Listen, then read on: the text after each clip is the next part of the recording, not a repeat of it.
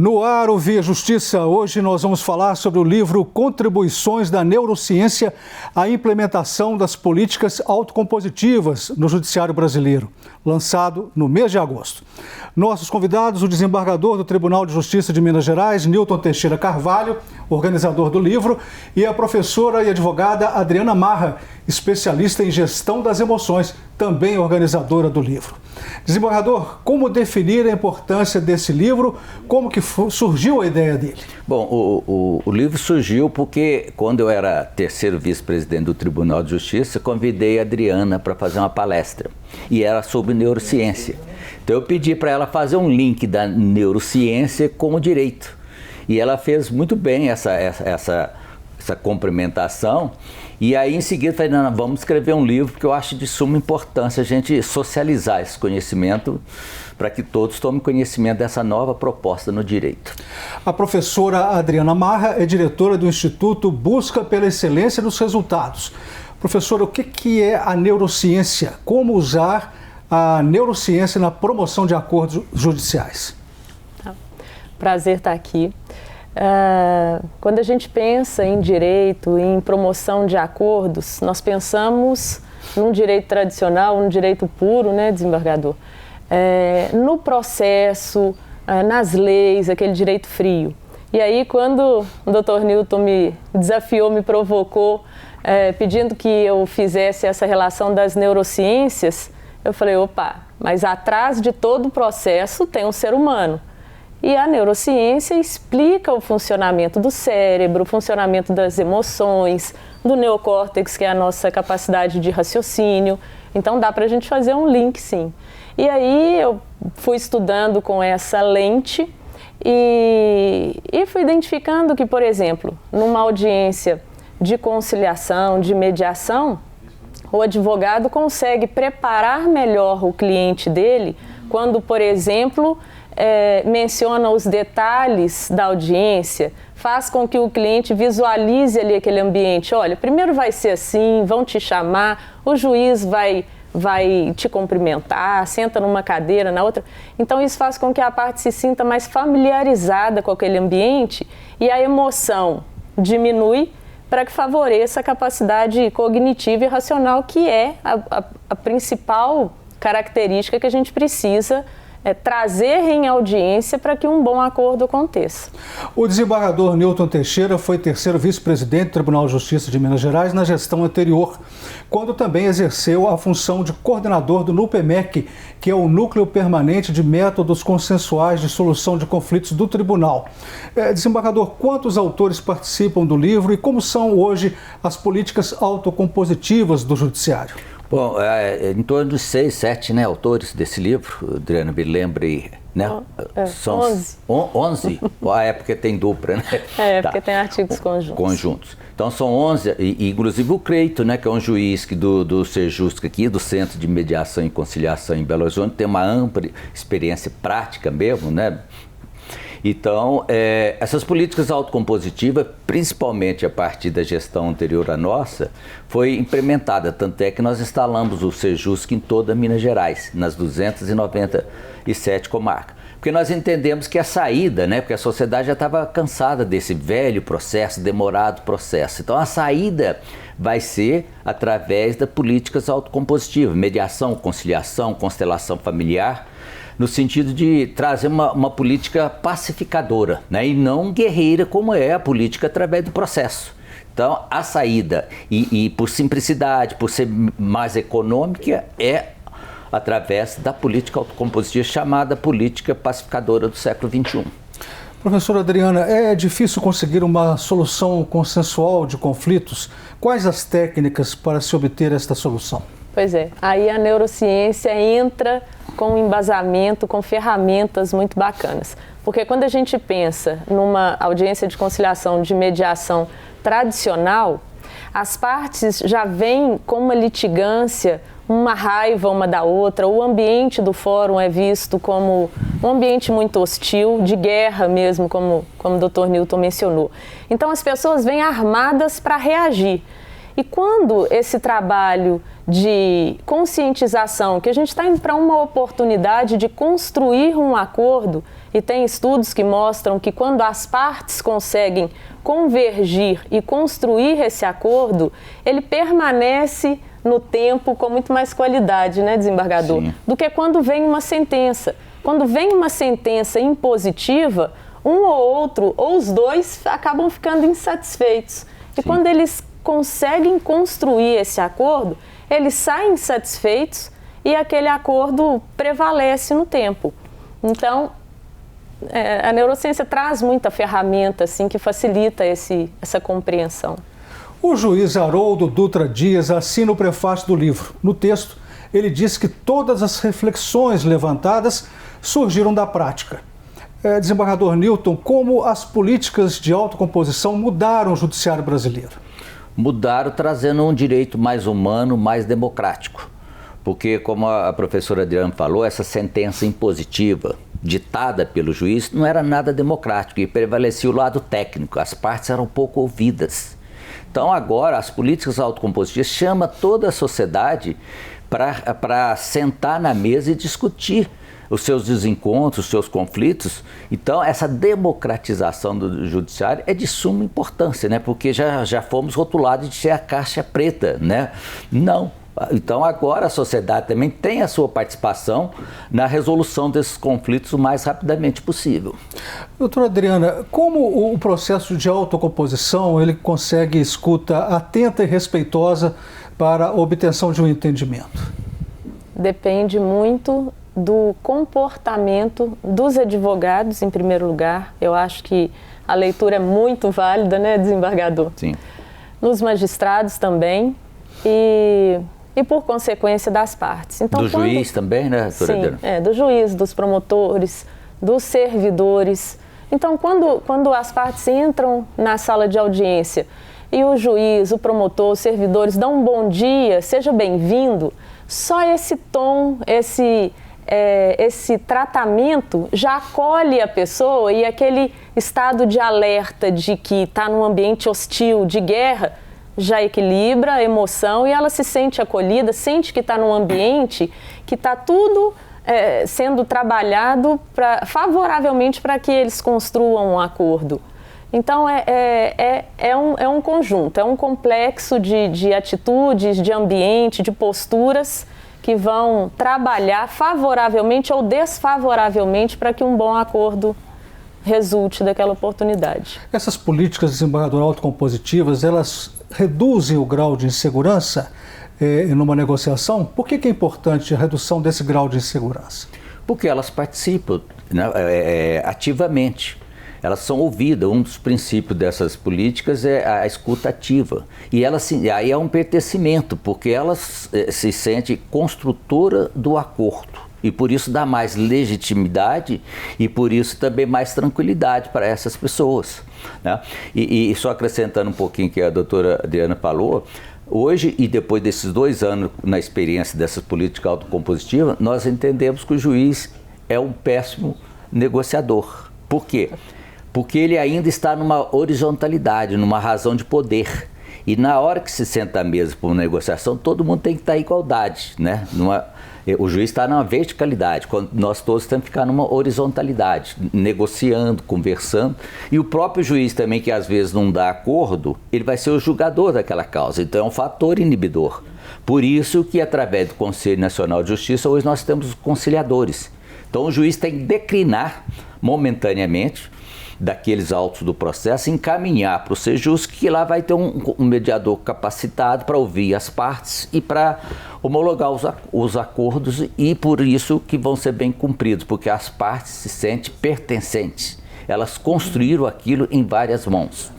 Mas, doutora Adriana, o evento já ocorrido, ele não reaviva sensações dolorosas? Como fazer para evitar isso?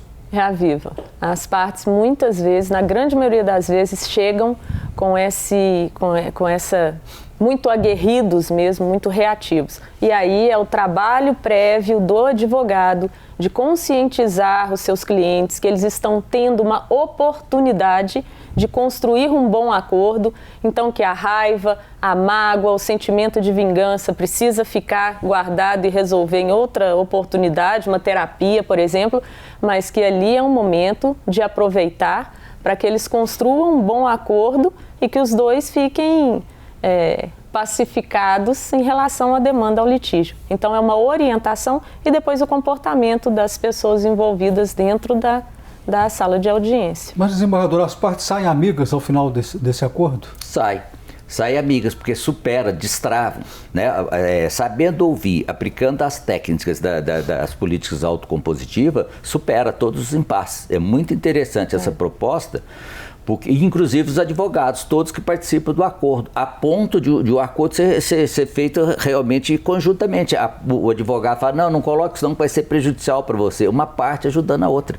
É incrível o momento, a hora que se supera todos esses impasses e que leva as pessoas a ver que, na verdade, estava brigando por pouca coisa, né? Geralmente, porque o que entende muito, a maioria dessas ações em juízo, a pessoa quer falar, quer ser ouvida. Só aí já é um fator desinibidor, né? O facilitador dessas composições. Há muito essa confusão, às vezes, da parte entrar numa sala de audiência e esperar que o juiz compre a briga dela, né? Eu vou me vingar na audiência, o juiz vai ver o quanto ele foi maldoso comigo. E aí, quando é construído mesmo, a pacificação, que é o objetivo, acontece. Nós vamos fazer agora um rápido intervalo e o Via Justiça volta em instantes.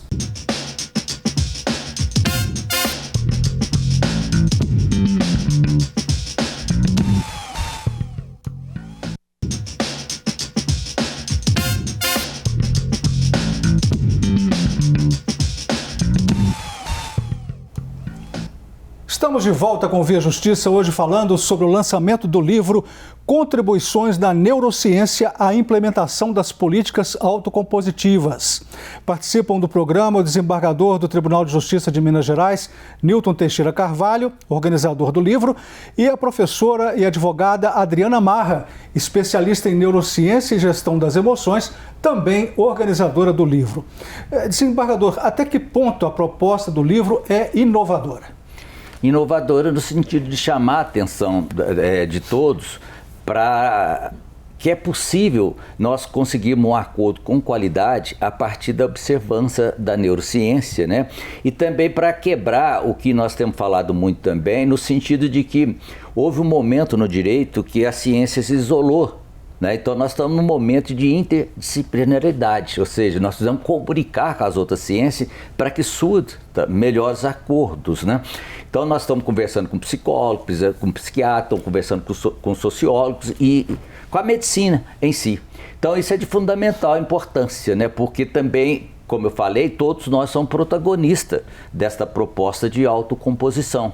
Então, essas outras ciências são ferramentas fundamentais para que o judiciário se otimize, se crie mais proposta no sentido de realização de bons acordos, de acordos com qualidade. E o senhor acha que essas outras ciências a que o senhor se referiu, elas estão receptivas ao projeto? Então, sim.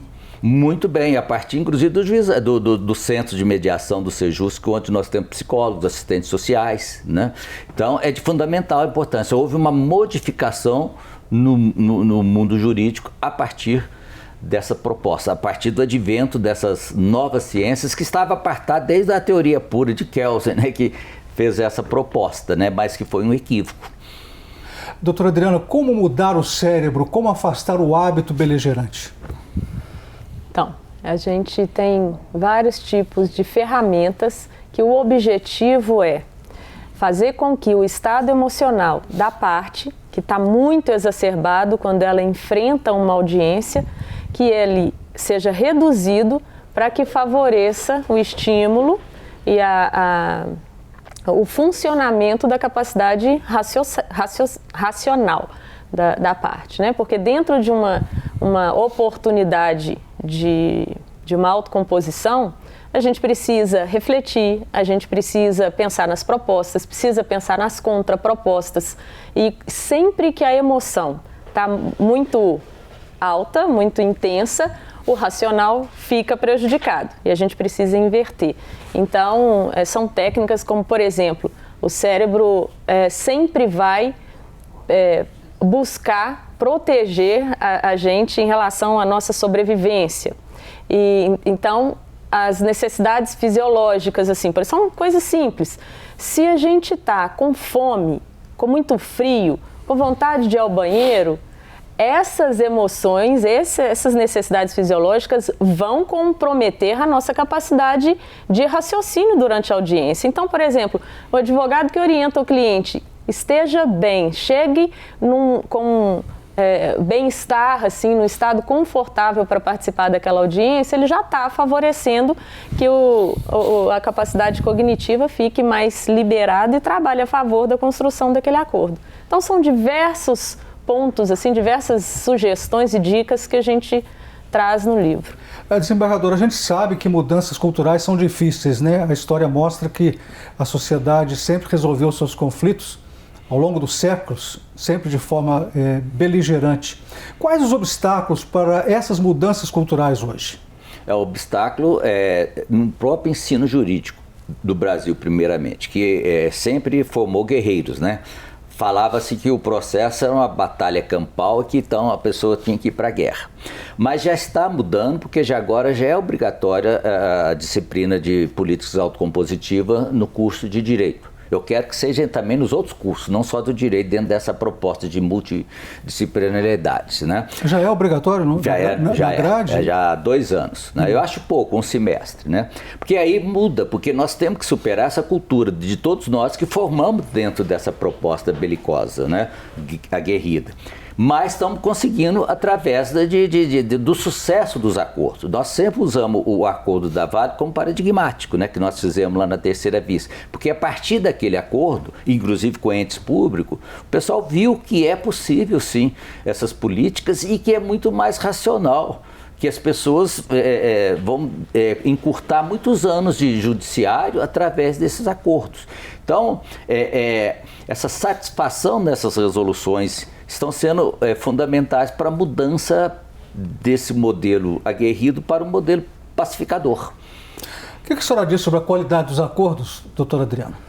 Acho que a gente caminha para uma melhoria, mas ainda a regra, a cultura, como o desembargador disse,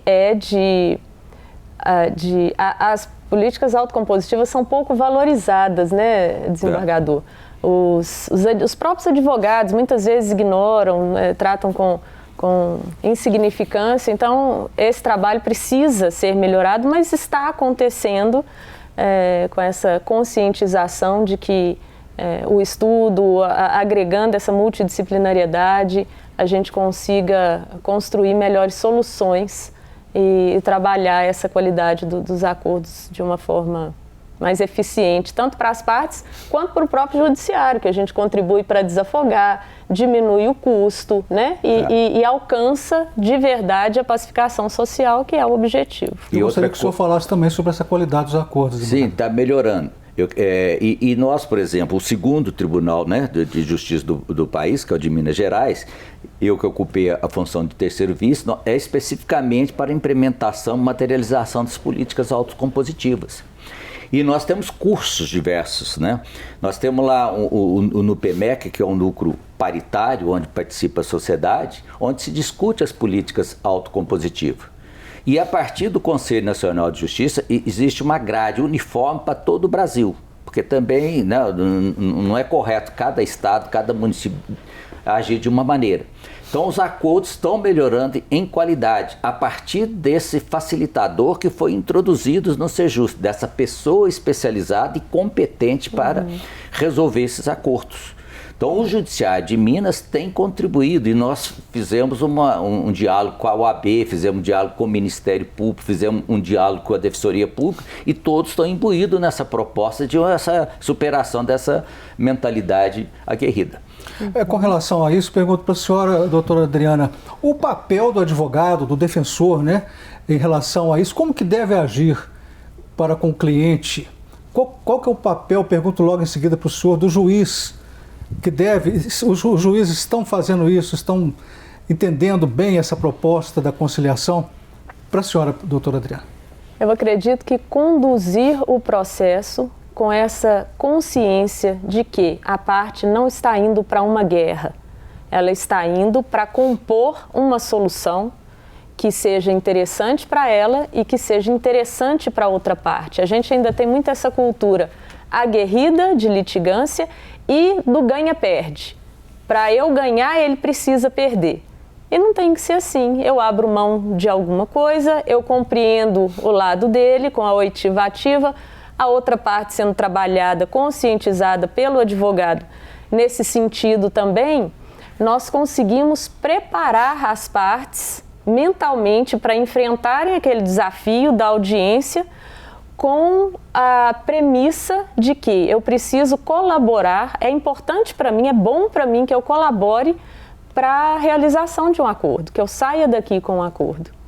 Então essa postura do advogado faz muita diferença na outra ponta, né, desembargador? Sim. E a postura do juiz?